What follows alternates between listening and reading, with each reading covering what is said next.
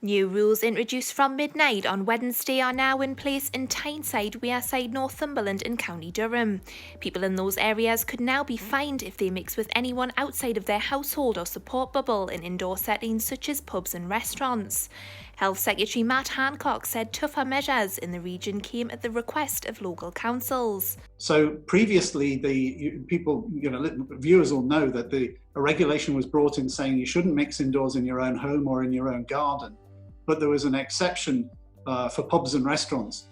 What the new regulation has done is extended that indoor ban on mixing households to include those places as well. But I think in simple terms, the message I'd like to put over to people is that rather than worrying too much about the detail of the regulations, what we're asking you to do is not mix households, because mixing households is spreading the virus very quickly. We're seeing that in outbreaks in the city at the moment. And our big worry is that as that happens, we are seeing hospital admissions. We've seen some more deaths in the city from COVID in recent weeks.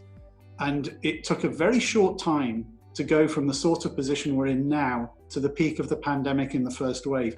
What we want to do is avoid that. City Council bosses have stated that they are now in a red plus mode, with Newcastle having one of the worst infection rates within the country. At the moment, we're seeing about 700 new cases a week in the testing we're doing in the city. Of the tests we're doing, and we're doing a lot more tests now than we were even a few weeks ago, the proportion of tests that is coming up with a positive diagnosis of COVID is much higher than it was. So at our best, we were only getting about 1 in 200 tests that proved positive.